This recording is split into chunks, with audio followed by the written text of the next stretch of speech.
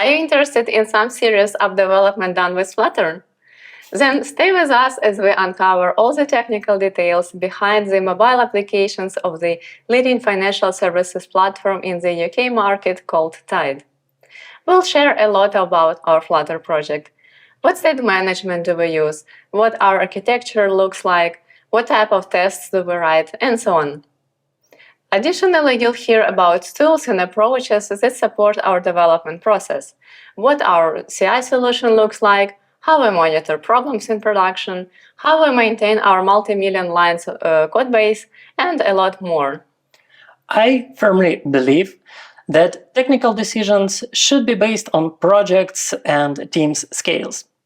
Some approaches that work well for small projects may not scale well for big companies, while decisions made for large projects might be suboptimal, but at least they will always work.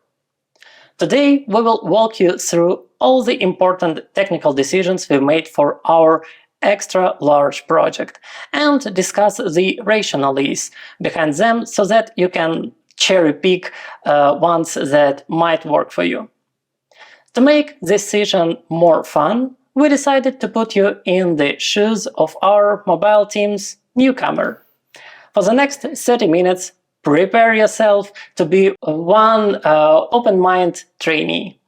Imagine you had joined a team of 50 fellow mobile engineers who work on a Flutter project with millions lines of code. On your first day at Tide, you will meet your onboarding buddies. This time it will be us. I am Anna, a Google developer expert in Dart and Flutter, and for the last 2 years, a senior staff engineer here at Tide. And I'm Alexander. I'm also a senior staff engineer at Tide and a Google developer expert in Flutter and Dart. Nice to meet you, and let your newcomer's journey begin. First, let me introduce you to our team. We have a mobile team of over 50 Flutter engineers. For the sake of efficiency, we are divided between dozens of sub-teams, each focusing on one area of our financial platform, like onboarding, payments, credits, invoicing, and so on. As a new joiner, you will be assigned to one team and will start gaining domain knowledge specific to its area of responsibility. Despite this complex team structure, at the end of the day, we are building a single platform. Thus, we recognize the importance of alignment and unity of our mobile team and our codebase. So we structured all our code in a monorepo. Each part of the codebase has its own owners, but all developers are encouraged to contribute to any corner of our project. We all review each other's code, which allows us to align on the approaches and help each other with technical challenges. To start the actual development, you'd need two things: the IDE and the code. In our team, we don't have any rules imposed on which IDE to prefer, so most of our engineers have both VS Code and Android Studio installed, and the team preference is split about 50-50 between these two. We have some of the IDE settings added to Git, so it's easier to jumpstart on the project. And we also have a list of recommended IDE plugins for efficient development. For example, Flutter Enhancement Suite, Coverage Gutters, Gherkin, and so on. For storage, we use GitHub, and since we keep all of the project codebase in a single repository, you only need to execute a single git clone command. We have all run configurations, log files, and generated files under the version control system. So as soon as you pull the source code and perform pub-get, you are ready to launch the project and start exploring its functionality. Speaking of performing the pub-get command, you'll immediately notice that we have hundreds of packages. Thus, to get dependencies and run other frequently required commands, we use Melos tool. We have custom Melos scripts also added to Git, so it will be a second command you will have to run before you are all set. Why do we need so many packages, you may ask? We have two reasons for that: performance and maintenance. Let's think about a typical package. It contains Dart code, which we'll want to format. It uses code generation packages, which means at some point we'll be running build runner. And it has tests that will be constantly running during development. These tasks are relatively quick when executed on a small package, but imagine running tests on a package with a million lines of code, or to make it worse, running tests with code coverage collecting. That would take hours. However, when the functionality is split between small packages, you can work on a huge project efficiently. To ease code-based maintenance, we adopted a package-by-feature approach. This means that each small piece of functionality, whether it's a utility or a user flow, is represented as a Dart package. It's a rare situation that a developer is working on more than one feature at a time, and thus they only need to change 1 to 2 packages. With the granular separation of features into packages, it's also a rare situation that more than 2 developers are working on the same package. As such, we have minimum merge conflicts in our project. Every package has an assigned team of code owners. Features are owned by corresponding subteams.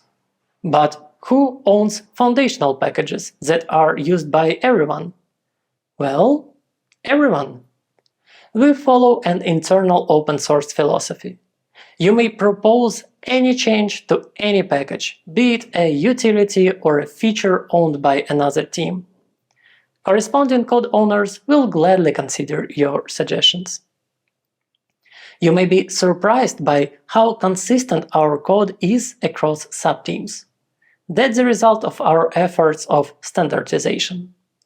Each of our packages has a unified structure that allows engineers to switch between different teams without the need to learn new patterns or frameworks.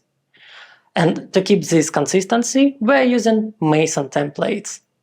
Need to add a new feature package? We created a Mason template for that. Working on a utility? Mason. Need to add a new screen to the existing feature? Well, you've got the idea. Mason templates provide developers with a great starting point. We only need to keep following the guidelines we bundled within these templates. Speaking of other guidelines, you will have to learn the rules we agreed to follow to keep our code clean and pleasant to work with. First of all of our code should be formatted with Dart formatter, with the exception of generated files. Next, you'll notice we have a zero analyzer warnings policy. We use a very long list of hand-picked linter rules from the standard set.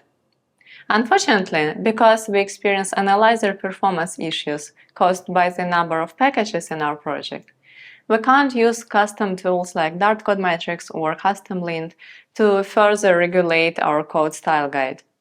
Thus, we implemented some additional checks, like the rule to never import a barrel file in the same package it belongs to, on CI, which we'll discuss later in this session.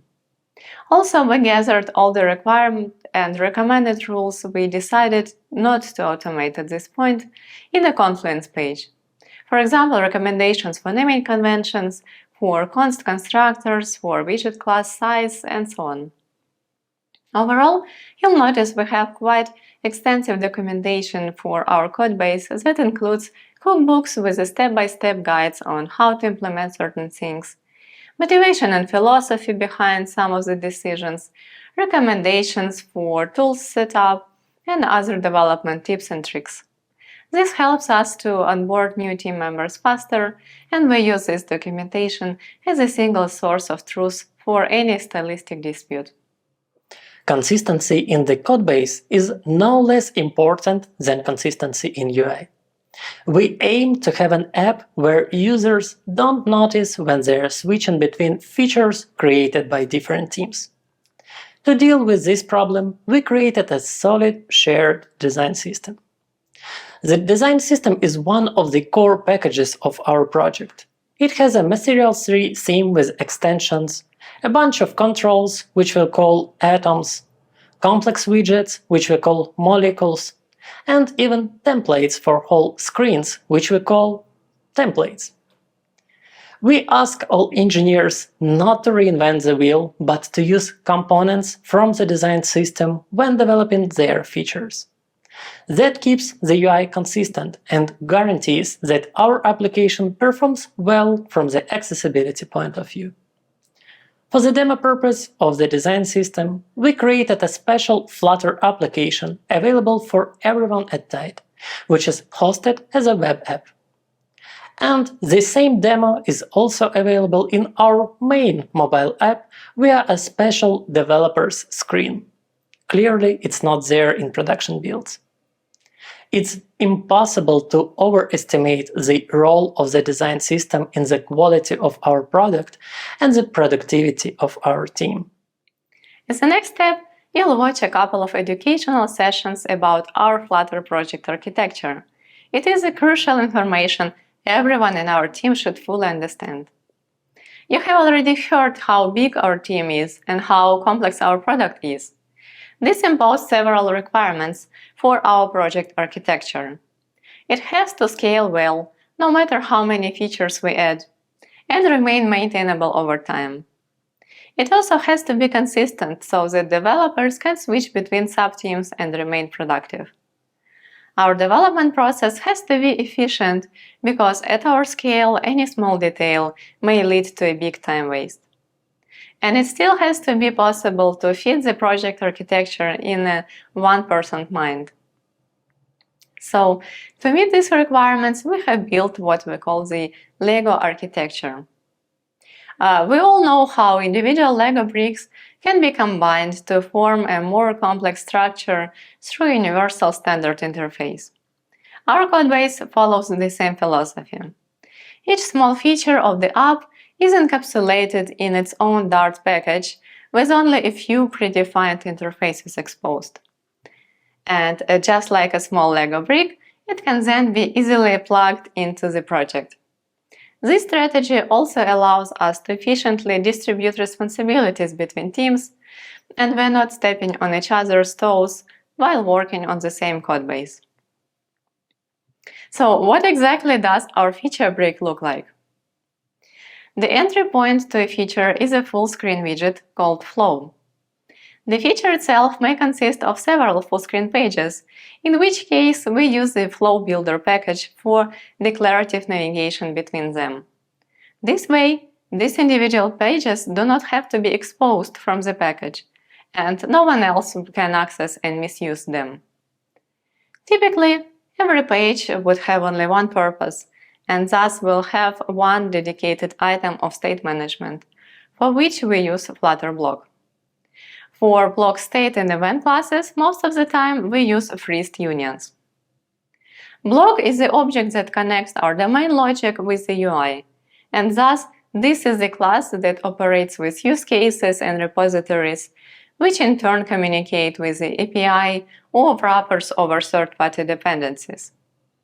We use constructor dependency injection for all these classes, and use getIt plus injectable package to help us efficiently manage that part. Also, block is where the error handling is happening. For that, we have adopted a concept popular in functional programming, so all our repositories and use cases return not simply data objects, but a special class that contains either data or exception. That forces developers to handle most success and failure scenarios. At Tide, we use our own implementation for that, but FP-Dart and Dart-Z libraries are good alternatives. While we are strong advocates for creating clean solutions, we don't precisely follow the clean architecture. You won't find abstract classes in our project unless they are absolutely needed. Also, you won't find many data transfer objects there, as we managed to use domain models all the way from the API layer up to the UI layer. The secret lies in deserializing JSON data, which comes from the backend right into the domain models implemented with Freezed with the help of converters and other advanced techniques provided by JSON Serializable. By the way, for consuming a REST API, we use DO with retrofit. These two, combined with concepts like DO interceptors and custom Dart annotations, allowed us to create an extremely efficient implementation, which I will talk about in detail in a series of articles, Basic and Advanced Networking in Dart and Flutter the Tide way. Also, I should mention the feature localization mechanism, which we implemented with the i69n package. I shared more about this in my talk, Yet Another Localization Approach in Flutter, for the previous Flutter Global Summit. All of these implementation details are encapsulated in the feature package, and most of the times, the only thing that is exposed from the package is the flow widget. We develop feature packages in a way that they don't depend on each other to simplify the dependency graph. Thus, all features come together to form a single unified product in the application package, which depends on every feature package and unites them with another navigation mechanism implemented with Autoroute. At this point, you probably have noticed how many times I have mentioned code-generating packages. That's right, we do use code generation a lot. As I mentioned, at our scale of team and product, we don't have the luxury of being inefficient and creating a lot of repetitive code manually. Thus, we automate as many of our daily development tasks as possible.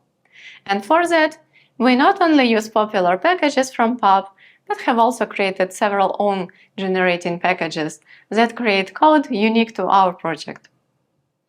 To briefly address the most widespread concerns regarding the extensive usage of code generation, I should say that we add generated files under the version control system. And thanks to the fact that our project is highly decoupled with hundreds of small packages, running code generation in each individual package doesn't take long.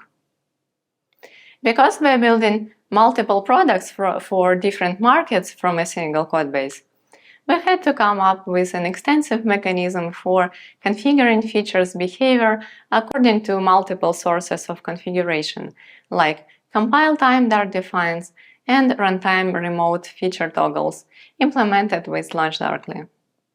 If you're interested in more details on the overall LEGO architecture principles, check out the Writing Flutter Apps in LEGO Style talk we did at Flutter Vikings. And now let's talk about testing. It's hardly possible to build a multi-million lines of code mobile applications without proper tests. But how would one define proper? Tests should be fast. You already know about our package-by-feature approach, which scopes small pieces of functionality and their tests. By the way, this allows us to run tests in the background when we are developing features, and thus catch issues earlier. For that, we use Spec in combination with the Coverage Gutters plugin. Developers can see when they break anything right the moment they hit the Save button. Proper tests should be easy to write. You cannot force the team to cover new functionality with tests if it takes more time to write the test than to write the actual implementation.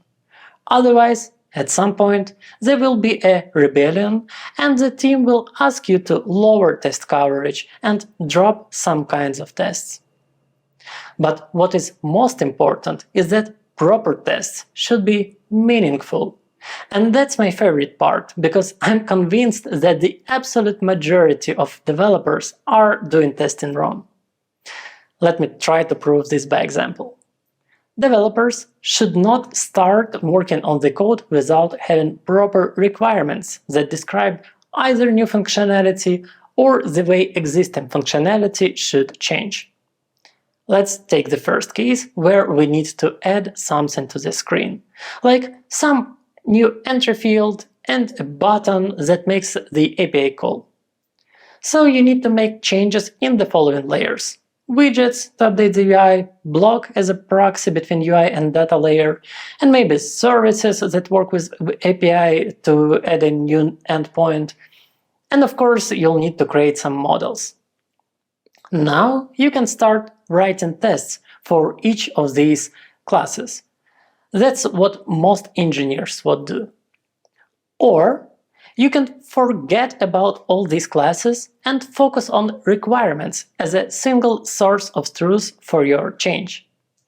In your requirements, you don't have a word about a repository or a model. It describes a unit of functionality that is easy to understand to any developer and, what is even more valuable, a non-engineer in the team.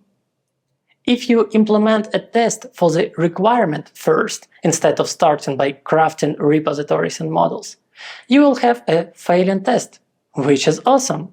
That means that requirements for our application were changed, and our application is not aligned with the updated expectations. Now we can focus on implementation. Your only job is to make the test pass. There is a theory that at this point you should focus on the worst implementation possible.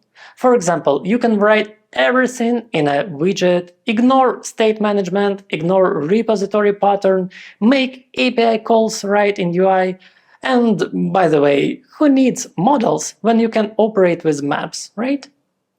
Very soon the test will pass. That means that the application is aligned with updated requirements now, but the implementation will not pass code review yet. Hence, now it is time to clean it. At this point, we are starting to care about solid, dry design patterns and other important stuff. We extract classes from the UI, but look what's interesting. We do not change our tests, but the coverage is still high. Why is that? That's because the block is an implementation detail for the UI. Use cases and repositories are implementation details for the block. The service that we use for communication with the backend is an implementation detail for the repository, and even the model itself is just a helper class that makes it more convenient to work with requests and responses. All these classes are not important and can be easily refactored into something else. If tomorrow the team decides to change block to Signal or Riverpod or Mobix or Redux, or move from freezed unions to pattern matching, or change the serialization mechanism to static metaprogramming, no changes in tests would be needed. By thinking of the unit on the test as a piece of functionality and not as a class, developers make tests reliable and non-fragile. With the classic approach, with one-to-one mapping between tests and classes, it's simply impossible to change any part of the implementation, as it's coupled with tests, and that makes tests much less useful. At Tide, we call our tests feature tests, and they are mandatory to write for features. To simplify the process, we leverage the BDD widget test package that brings BDD to our workflow. If you're curious about this approach and want to get more detail, feel free to check my YouTube channel where I uploaded few videos on the topic. We still write classic unit tests for core utilities. Utility classes usually do not have a hierarchy, so coupling between tests and implementation is natural there. For the application itself, we write integration tests. They represent the tip of our testing pyramids. So, there you have it, a comprehensive testing strategy for mobile applications. And remember, tests are mandatory. Whenever you change any piece of functionality, you must either add new tests or update the existing ones. We rely on CI to validate that. Once your contribution is ready to be shared, you'll have to open APR on GitHub. When you do so, a set of GitHub actions will be triggered to perform code quality checks. I'd like to highlight a few in particular. First, we'll run Flutter Analyze to make sure the new code has no warnings. What is notable about this action is that running this command on the entire project will take unacceptably long. However, because our project consists of many small packages, we can detect a list of packages that were affected by this PR and a list of packages that depend on those packages with ls-exec-diff command, and run analyzer only on those two sets. This takes much less time. We apply the same approach to tests. We only run tests on CI for packages that changed and packages that depend on them. It doesn't make sense to retest the code that was not affected. So once again, we are saving significant time here.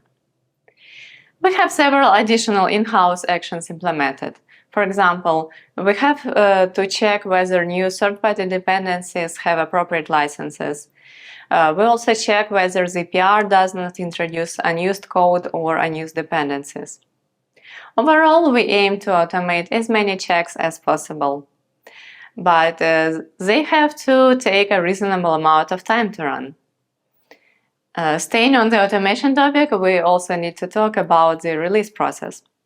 First of all, we have implemented the possibility to create ad hoc builds from any branch for any environment and flavor on CI with a click of a button. For that, we are once again using GitHub Actions in combination with Fastlane scripts. These scripts are responsible for build number incrementing, providing configuration specific to the environment and flavor we are building for, removing native dependencies that should not be included in certain flavors, packaging and signing up bundles, applying security protections, and uploading builds and symbols to Firebase distribution for internal testing or to application stores for production builds. We make production releases on a weekly basis. After a few days of internal testing, they are gradually rolled out to all users. And that's how maintenance begins. Having a finance application with hundreds of thousands of active users in production, we must be aware of any issues right the moment they happen. For that, we use various tools for monitoring. The most useful one is Datadog. It allows not only monitoring all builds in real time via custom dashboards, but also diving into specific sessions for investigations by collecting data from various sources, not only the mobile app. When a problematic feature is detected, if possible, we put it into maintenance mode. That allows us to inform users that we are experiencing some troubles and makes it possible for them to continue using the application while we are solving a problem. For that, we use remote feature flags. LaunchDarkly allows us not only to do A/B testing, but also to control the availability of specific parts of the app. And of course, it's hard to imagine a modern Flutter application without Firebase, which we complementary use for crash monitoring and analytics. Even though we could keep talking about this topic for hours, we have to end here. Today we introduced you to our team and project structure, discussed project architecture, testing automation strategy, and shared a list of tools and approaches that we use when developing our multi-million lines of code financial platform with Flutter. We hope that information was useful. Maybe it inspired you to apply some of these approaches in your project, or encouraged you to challenge some practices you adopted. If you are interested in becoming a new joiner in our mobile team for real, keep an eye on our careers website. See you at the next Flutter event!